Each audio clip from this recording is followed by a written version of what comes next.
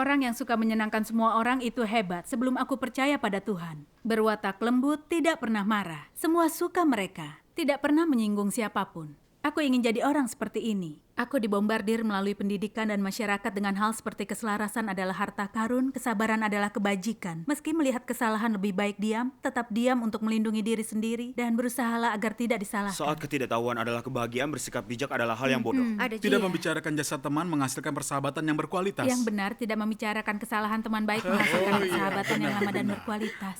Kuadopsi semua gagasan ini sebagai semboyan hidup. Entah terhadap keluarga, teman, atau sekadar kenalan. Aku tak mau menyinggung siapapun dan mengikuti apa yang orang lain mau. Semua orang memujiku karena bersikap baik pada orang lain dan mudah bergaul. Untuk bertahan hidup di tengah masyarakat yang gelap dan jahat ini, perlu menjalin hubungan baik. Karena itu satu-satunya cara untuk memiliki posisi bagi dirimu sendiri. Setelah aku menerima pekerjaan Tuhan yang Maha Kuasa pada akhir zaman, mengalami penghakiman dan hajaran firman Tuhan dan beberapa kebenaran, akhirnya aku paham prinsip bertahan hidup adalah falsafah iblis, racun setan, dan bukan prinsip yang dipegang manusia. Benar. Aku melihat bahwa dengan hidup begini, aku jadi semakin bengkok, curang, egois, dan tercela, di mana aku hanya hidup dalam watak jahat, tidak serupa dengan manusia. Aku mulai membenci diri dan bertobat pada Tuhan. Syukur kepada Tuhan. 2018, aku terpilih jadi pemimpin wilayah. Awalnya, aku tidak tahu banyak tentang semua pekerjaan gereja. Rekan kerjaku, Saudari Liu, melakukan tugas ini lebih dari setahun. Dia mengerti aspek pekerjaan gereja. Jadi aku bertanya kepadanya tentang masalah yang kuhadapi, dan dia banyak membantuku. Aku mendengar Saudari Liu mengatakan bahwa Saudari Chang, pemimpin gereja yang menjadi tanggung jawabnya, belakangan tidak melakukan pekerjaan nyata, menyampaikan kata-kata hampa dan doktrin selama pertemuan, bersikap congkak, merasa benar, dan menolak saran atau bantuan orang lain. Pada saat itu aku berpikir, ini mungkin perwujudan seorang pemimpin palsu yang tak melakukan pekerjaan nyata. Saudari Liu tahu, tapi kenapa tak melakukan perubahan dan memberhentikan Saudari Chang? Aku ingin katakan sesuatu padanya. Tapi aku baru mulai melakukan tugas ini dan tidak mengenal Saudari Chang dengan baik. Jika ku katakan langsung, Saudari Liu bisa bilang aku gegabah dan tak perlakukan orang dengan kasih. Dengan begini, aku berbagi pikiran secara tak langsung dengan Saudari Liu. Dia tidak menanggapi dan memintaku membantu Saudari Chang dengan kasih. Aku berpikir, Saudari Liu pasti tahu prinsip penggantian pemimpin. Jika aku singgung kembali, dia akan mengira aku menganggapnya tidak melakukan pekerjaan nyata. Dia pasti berpikir aku menimbulkan banyak masalah dan sulit akur. Jika menyebabkan konflik di antara kami, bagaimana bisa melakukan tugas sebagai rekan kerja di masa depan? Pada saat itu aku putuskan untuk tidak mengatakan apapun. Bagaimana? Apa yang terjadi? Aku bersekutu dengan Saudari Chang untuk menyingkapkan dan menganalisis masalahnya. Dia tidak hanya menolak tapi berdebat denganku. Setelah itu, saudara-saudari melapor Saudari Chang tidak melakukan pekerjaan nyata. Saat itu aku sadar bahwa masalah Saudari Chang itu serius. Jika tidak segera kami tangani, bisa menunda pekerjaan gereja dan jalan masuk kehidupan saudara-saudari. Jadi ku kemukakan lagi masalah pemberhentian Saudari Chang dengan Saudari Liu. Namun Saudari Liu bilang, laporan telah diserahkan pada atasan kita. Tunggu mereka selesaikan sebelum kita memberhentikannya. Kupikir, melalui laporan itu dan dengan menyelidiki situasi, Saudari Chang belum melakukan pekerjaan nyata, sudah lama menyampaikan kata-kata hampa dan doktrin. Kami tahu dia pemimpin palsu, jadi menurut prinsip dia harus diberhentikan. Kami para pemimpin wilayah, ada pemimpin palsu di gereja, bukannya ditangani dengan segera, kami malah ajukan ke atasan. Bukankah ini mengulur waktu dan membiarkan pemimpin palsu membahayakan kita? Ini seperti berpihak pada iblis dan menentang Tuhan. Ini adalah masalah yang serius. Aku ingin bicarakan lagi dengan Saudari Liu. Tapi terakhir kali aku menyinggung hal ini, dia tidak ingin mengganti Saudari Chang. Malah menyuruhku memperlakukannya dengan penuh kasih. Aku melihat bahwa mereka sangat rukun. Jika ku angkat masalah memberhentikan Saudari Chang, Saudari Liu mungkin akan berkata aku terlalu congkak. Orang baru harus buktikan kinerja, nanti dia pikir aku pamer. Kuputuskan tidak mengatakannya. Para atasan kami sedang menyelidiki dan memeriksa fakta. Beberapa hari tidak masalah. Jadi aku menahan kata-kata yang keluar dari mulutku. Beberapa hari setelah para atasan menyelidiki masalah ini, mereka menindak kami karena tak cepat menangani pemimpin palsu. Mereka bilang kami mengacaukan pekerjaan gereja dan menunda jalan masuk kehidupan saudara-saudari. Mereka bilang ini tindakan kaki tangan iblis dan membahayakan semuanya. Iya. Mendengar semua ini, aku merasa sangat sedih. Aku tidak menerapkan kebenaran yang ku ketahui dan tidak menegakkan prinsip. Aku telah melindungi pemimpin palsu, menutupi kesalahannya. Jadi tanpa buang waktu, aku memberhentikannya. Tapi setelah itu, aku merasa sedikit bersalah dan tidak nyaman. Aku tidak mengambil kesempatan untuk merenungkan diri. Belakangan, Saudari Liu menyampaikan kata-kata hampa dan doktrin selama pertemuan dan tidak mampu menyelesaikan masalah. Saat kutunjukkan masalah dan kekurangannya, dia menyangkal dan mencoba berdebat denganku. Semua pekerjaan tidak ada yang diselesaikannya. Ketika atasan memangkas dan menanganinya, dia malah menolak. Dia jadi negatif dan juga malas bekerja. Saat itu, aku ingin singkapkan keadaannya. Tapi aku sadar sebagai rekan kerjanya, aku juga bertanggung jawab jika kami tak melakukan pekerjaan dengan baik. Jika aku analisis masalahnya, dia pasti mengatakan aku tidak pengertian. Jadi, aku tidak berani melakukannya. Aku hanya coba menghibur dan mendorongnya untuk tidak bersikap negatif. Namun aku menyadari Saudari Liu masih belum berubah sedikit pun. Dia tidak memiliki kesadaran diri. Jika terus begini hanya akan menunda pekerjaan gereja dan membahayakan saudara-saudari. Iya. Aku sadar harus melaporkan hal-hal ini kepada atasan sesegera mungkin. Kebetulan gereja melakukan survei pendapat umum dan atasan memintaku menulis penilaian. Aku sedang bersiap untuk menulisnya, tapi teringat sebagian besar saudara-saudari kurang memiliki kepekaan terhadapnya dan sangat mendukungnya. Jika aku ambil risiko melaporkan Saudari Liu, bukankah mereka akan bilang aku buat rencana jahat dan ingin Saudari Liu disingkirkan hingga bisa leluasa mengambil keputusan sendiri? Selain itu, kami rekan kerja dalam tugas. Dia sudah banyak membantuku. Jika dia diberhentikan, bukankah dia akan membenciku? Aku sangat bingung. Akhirnya memutuskan aku tidak akan melaporkan rincian tentang dia yang tidak melakukan pekerjaan nyata atau menerima kebenaran. Setelah menyerahkan penilaian, tidak bisa kupadamkan kegelisahan hati. Aku sadar menyembunyikan fakta dan menipu Tuhan, dan aku semakin merasakan kegelapan rohani. Aku terkantuk ketika membaca firman Tuhan dan tidak memperoleh pencerahan dari persekutuan. Aku tidak menemukan masalah apapun pada saudara-saudari. Setiap hari aku tertatih tanpa tenaga sedikit pun. Dan aku merasa Tuhan telah meninggalkanku. Para atasan kemudian menyelidiki segala sesuatu. Saudari Liu diberhentikan sebagai pemimpin palsu yang tidak bekerja nyata. Syukur kepada Tuhan. Aku merasa malu dan mencela diri pada saat itu. Khususnya ketika teringat firman Tuhan. Mereka yang suka tidak memihak manapun adalah orang yang paling pandai menipu. Mereka berusaha untuk tidak menyinggung siapapun. Mereka adalah tukang menyenangkan orang, mereka mudah menyesuaikan diri dengan keadaan dan tidak ada yang bisa mengetahui niat mereka. Orang semacam itu adalah iblis yang hidup. Firman Tuhan menyatakan orang yang suka menyenangkan semua orang itu paling jahat dan licik. Iblis yang hidup, itulah aku. Aku sudah tahu Saudari Liu pemimpin palsu. Tapi untuk melindungi hubunganku dengannya dan melindungi diriku, aku malah menyinggung Tuhan dan tidak menerapkan kebenaran. Aku melindungi pemimpin palsu, menyinggung watak Tuhan, dan melakukan pelanggaran. Aku merasa sudah tamat. Tuhan tidak akan selamatkan orang sepertiku. Aku hidup dalam kesedihan dan kenegatifan selama beberapa hari. Aku kehilangan minat melakukan apapun. Namun kemudian aku teringat firman Tuhan. Tidak peduli apa kesalahan yang telah engkau perbuat, tidak peduli seberapa jauh engkau telah tersesat atau seberapa serius engkau telah melanggar. Jangan biarkan hal-hal ini menjadi beban atau beban berat yang harus kau bawa bersamamu dalam pengejaranmu untuk memahami Tuhan. Teruslah bergerak maju. Amin. Setiap saat Tuhan menggenggam keselamatan manusia di hatinya, ini tidak pernah berubah. Inilah bagian paling berharga dari esensi Tuhan. Amin. Aku merenungkan firman Tuhan ini berulang-ulang, dan aku merasa bahwa setiap kata dan kalimat mengandung belas kasihan dan harapan bagiku. Meskipun kejahatanku telah menyinggung watak Tuhan, Tuhan masih memakai firman-Nya untuk menghiburku, menyemangatiku, dan menyuruhku untuk terus bergerak maju. Aku merasa sangat bersyukur. Iya. Dan berkata pada diriku untuk tidak bersikap negatif. Dimanapun aku gagal, aku harus bangkit dari bawah. Amin. Aku harus merenung, memahami masalah, dan mencari kebenaran untuk menyelesaikannya. Iya. Kemudian aku baca bagian lain dari firman Tuhan. Dapatkah engkau melakukan kebenaran untuk Tuhan? Dapatkah engkau berdiri dan berbicara bagiku? Dapatkah engkau dengan teguh melakukan kebenaran?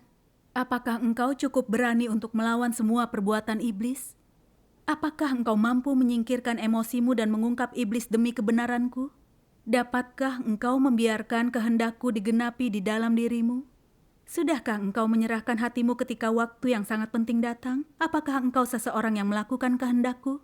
Tanyakan pada dirimu sendiri dan seringlah memikirkan tentang hal ini. Aku juga baca khotbah yang berbunyi, semua orang yang melihat kemunculan pemimpin palsu dan antikristus yang mampu mengenali mereka, tetapi tidak melakukan tanggung jawab mereka, tidak melindungi umat pilihan Tuhan, juga tidak menjunjung tinggi pekerjaan Tuhan, takut menyinggung orang, bersikap baik. Orang-orang semacam itu tidak mengasihi Tuhan, dan Tuhan tidak menyempurnakan orang-orang seperti itu. Tuhan tidak menyempurnakan orang-orang yang bersikap baik.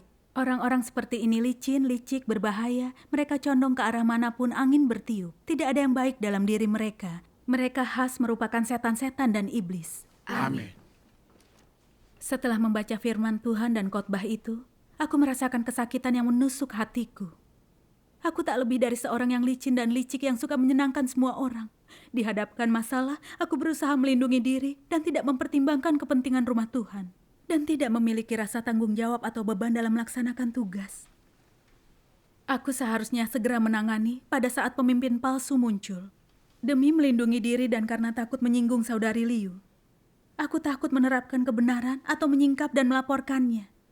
Aku sengaja sembunyikan kebenaran dan menutupi untuk melindunginya. Akibatnya seluruh aspek pekerjaan gereja kena dampaknya. Saudara-saudariku tidak memiliki kehidupan bergereja yang layak. Kupikir rumah Tuhan mempercayakan kepadaku tugas yang penting. Tapi ketika pemimpin palsu muncul di gereja, aku mengkhianati prinsip-prinsip kebenaran untuk melindungi kepentinganku. Berkali-kali berpihak pada iblis, dan aku juga melindungi mereka. Aku sadar pekerjaan gereja akan menderita, tapi tidak menerapkan atau menegakkan kebenaran. Tiap ada kemungkinan bisa menyinggung seseorang, kuabaikan prinsip kebenaran, mementingkan diri sendiri. Bukankah melakukan ini mengganggu dan mengacaukan pekerjaan rumah Tuhan dan bertindak sebagai kaki tangan iblis? Aku tidak berani menerapkan kebenaran atau menegakkan prinsip. Aku sama sekali tidak benar. Bagaimana bisa jadi pemimpin gereja? Aku egois, tercela, licin, curang, dan picik. Itu menyakitkan ketika kupikirkan firman Tuhan. Tuhan itu muak dan benci kepada orang yang suka menyenangkan semua orang. Dan Dia tidak menyelamatkan mereka. Dan dalam khotbah berulang kali dikatakan bahwa rumah Tuhan dengan tegas menolak orang yang suka menyenangkan semua orang untuk menjadi pemimpin karena mereka jahat, bisa membahayakan rumah Tuhan dan saudara-saudari mereka.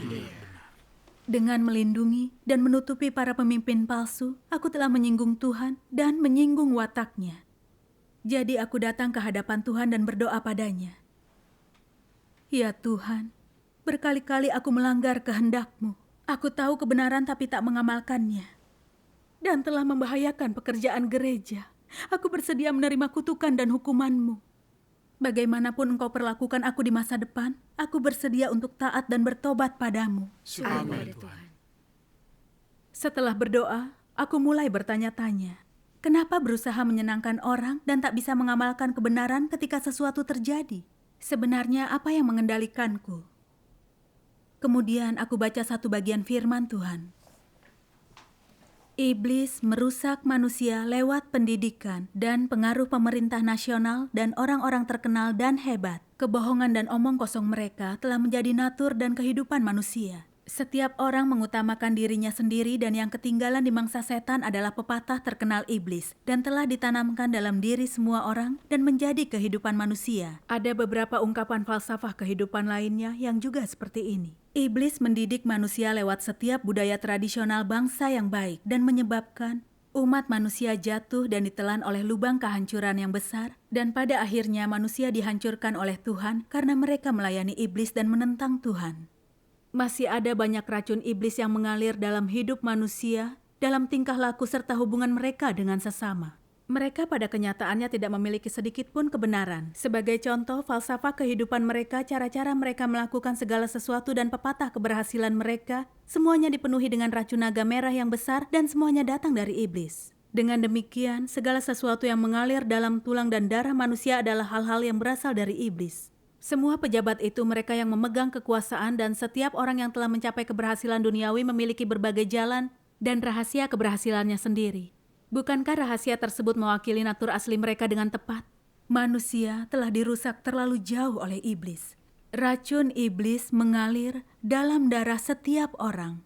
Dan sifat asli manusia yang rusak, jahat, dan reaksioner, tenggelam, dan dipenuhi oleh filosofi iblis sesungguhnya merupakan bentuk pemberontakan terhadap Tuhan. Inilah sebabnya mengapa manusia menentang dan berlawanan dengan Tuhan.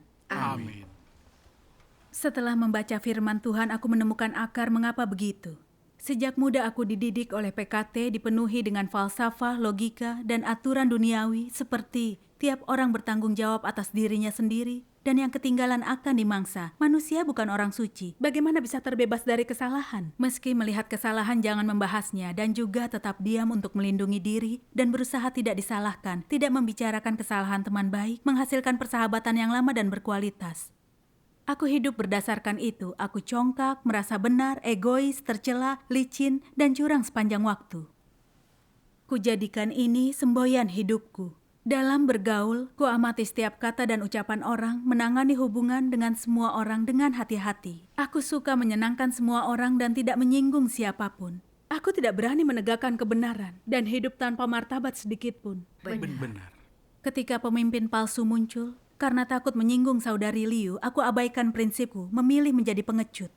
Dan membiarkan mereka membahayakan saudara-saudariku dan menghambat pekerjaan rumah Tuhan. Bagaimana bisa menyebut diriku orang baik? Aku jahat, orang yang menyenangkan. Budak iblis yang tercela. Aku tidak punya rasa keberanian atau kebenaran. Iya. Jika menganalisis dan menolong saudari Liu lebih awal, dia mungkin tidak melakukan sedemikian banyak pelanggaran. Pekerjaan rumah Tuhan dan jalan masuk kehidupan saudara-saudari mungkin tidak terhalang. Dan aku mungkin tidak menyinggung watak Tuhan. Benar. Akhirnya aku melihat hidup dengan falsafah duniawi yang jahat menjadi orang yang suka menyenangkan semua orang dapat merusak orang lain dan mengakibatkan hal yang sama untukku. Benar. Dari fakta tersingkap, akhirnya aku melihat falsafah, logika, dan aturan duniawi yang jahat dapat menipu dan merusak manusia, bertentangan dengan firman Tuhan dan kebenaran. Iya. Jika hidup menurut falsafah iblis ini sebaik, selembut, atau seramah apapun kita terlihat, kita tetap licin, curang, tercela, dan menyedihkan. Jika tidak menerapkan kebenaran, bertobat, dan berubah, kita pasti ditinggalkan oleh Tuhan. Benar. Aku membaca bagian lain dari firman Tuhan. Hakikat Tuhan adalah setia, jadi firman-Nya selalu bisa dipercaya. Selain itu, tindakannya tidak mengandung kesalahan dan tidak untuk dipertanyakan. Inilah sebabnya Tuhan suka orang yang benar-benar jujur kepadanya. Bahwa Tuhan meminta manusia jujur, membuktikan bahwa Dia sangat membenci mereka yang menipu, bahwa Dia tidak suka penipu. Fakta bahwa Dia tidak suka penipu, berarti Dia tidak suka tindakan, watak, dan bahkan motivasi mereka, yaitu Dia tidak suka cara mereka melakukan sesuatu. Oleh karena itu, jika kita mau menyenangkan Tuhan, pertama-tama kita harus mengubah tindakan dan cara kita hidup. Engkau percaya kepada Tuhan dan engkau datang ke hadapan Tuhan, tetapi engkau masih hidup dengan cara yang lama. Apakah kepercayaanmu kepada Tuhan bermakna dan berharga jika tujuan dan prinsip hidupmu dan cara hidupmu belum berubah? Satu-satunya yang menempatkanmu di atas orang tak percaya adalah pengakuanmu akan Tuhan. Dan jika dari luar engkau terlihat mengikut Tuhan, tetapi watak hidupmu tidak berubah sedikit pun, maka pada akhirnya engkau tidak akan diselamatkan. Bukankah ini adalah kepercayaan kosong dan sukacita kosong? Amin. Setelah membaca firman Tuhan, aku paham Tuhan pada dasarnya setia, menyukai orang jujur, dan membenci para penipu. Ketika hidup berdasarkan falsafah iblis, pandanganku tentang sesuatu dan sikapku tidak berubah. Aku seperti orang tidak percaya. Berapa tahun pun percaya Tuhan, aku tidak akan dapat kebenaran atau keselamatan. Benar. Iya. Hanya yang mengamalkan kebenaran, orang jujur, tidak curang dalam hati, yang berani menegakkan prinsip kebenaran, memiliki keadilan, yang berdiri di pihak Tuhan dan memperhatikan kehendak Tuhan, adalah orang yang Dia kasihi dan yang diselamatkan sepenuhnya. Amin. Syukur kepada kepada Tuhan. Setelah memahami yang Tuhan tuntut, aku berdoa pada Tuhan dan bersumpah, aku akan bertobat, mengamalkan kebenaran dan jujur. Amin. Syukur kepada Tuhan. Iya. Benar. Beberapa bulan kemudian, Saudara Lee, rekan kerja baruku, menyampaikan kata-kata hampa dan doktrin serta pamer. Aku bersekutu dengannya, tapi tidak ada perbaikan. Jadi ku beritahu atasan tentang hal itu. Namun kemudian, mereka memintaku membedah dan menyingkapkan perilakunya. Dan aku mulai merasa segan. Aku merasa tidak berdaya mengatasi semua hal ini. Karena Saudara Lee melaksanakan tugasnya lebih lama, dia dipandang sebagai penatua. Dia membantu pekerjaanku di masa lalu. Jika aku ungkap keadaannya, apa yang dia pikir tentang aku? Apa dia akan tersinggung? Aku membaca firman Tuhan ini. Jika engkau memiliki motivasi dan sudut pandang orang yang baik, engkau akan selalu jatuh dan gagal dalam perkara semacam ini. Dengan begitu, apa yang harus kau lakukan dalam situasi semacam itu? Ketika dihadapkan dengan hal semacam itu, engkau harus berdoa kepada Tuhan. Mintalah Dia untuk memberimu kekuatan dan memungkinkanmu untuk menaati prinsip, melakukan apa yang harus engkau lakukan, menangani sesuatu berdasarkan prinsip, berdiri teguh, dan mencegah kerugian apapun terjadi pada pekerjaan rumah Tuhan. Jika engkau mampu meninggalkan kepentingan diri sendiri, reputasi dan pendirianmu tentang orang baik, jika engkau melakukan apa yang harus kau lakukan dengan hati yang jujur dan seutuhnya, engkau akan mengalahkan iblis dan akan mendapatkan aspek kebenaran ini. Amin. Membaca bagian firman Tuhan ini memberiku kejelasan bahwa ini terjadi padaku karena Tuhan sedang mengujiku dan memberiku kesempatan untuk bertobat. Iya. Tuhan ingin melihat bagaimana aku menangani masalah ini. Aku tidak bisa melindungi hubunganku dengan orang lain seperti sebelumnya. Harus utamakan pekerjaan gereja, mengamalkan dan menegakkan kebenaran. Amin. Syukur kepada Tuhan. Jika Saudara Lee mengejar kebenaran, dia bisa gunakan persekutuan dan analisis untuk merenung dan memahami dirinya, yang akan membantu jalan masuk kehidupannya, Iya. dan menghindarkan dari lebih banyak pelanggaran. Benar. Jadi aku menemui Saudara Lee, menyingkapkan serta membedah keadaan dan perilaku satu persatu menggunakan firman Tuhan. Tapi di luar dugaan, dia tidak membenciku, malah berkata dengan hati bertobat. Jika kau tidak menyingkap dan membedahku, aku tidak akan pernah tahu apa masalahku. Aku perlu merenung dan dapat jalan masuk. Bagus. Mendengar Saudara Lee mengucapkan itu, membuatku sangat terharu. Benar. Iya. Sebelumnya, aku cemas menyingkapkan dirinya akan membuatnya membenciku. Tapi itu hanya imajinasiku sendiri. Iya. Saat itu aku mengamalkan kebenaran dan menjadi orang jujur membawa ketenangan dan kedamaian pikiran. Dan membawa kita semakin dekat pada Tuhan. Amin. Syukur kepada Tuhan. Aku juga mengalami cara melindungi pekerjaan rumah Tuhan adalah mengamalkan kebenaran dan bersikap sesuai prinsip. Ini cara untuk membantu saudara-saudari kita. Amin. Syukur kepada Tuhan. Iya, syukur kepada Tuhan. Melalui penghakiman dan hajaran Tuhan, beberapa pandanganku yang keliru diubah. Dan watak jahatku yang licin, licik, egois, dan tercela berubah sedikit. Ketika saudara-saudariku memperlihatkan kerusakan atau sesuatu ditangani dengan cara mengkhianati prinsip kebenaran, aku tidak lagi menutupi atau berusaha melindungi hubunganku dengan orang-orang. Aku mengamalkan kebenaran, bersekutu, membantu, menunjukkan, dan menyingkap sesuatu. Meskipun kadang aku ragu dan takut menyinggung orang lain. Aku bisa berdoa pada Tuhan, menyangkali diriku, menerapkan sesuai prinsip kebenaran, dan tidak hidup sesuai falsafah iblis.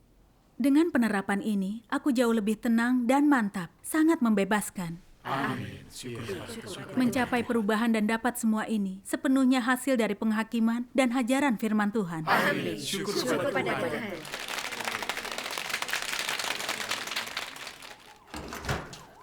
Ayo cepat, polisi datang. Kita harus pergi.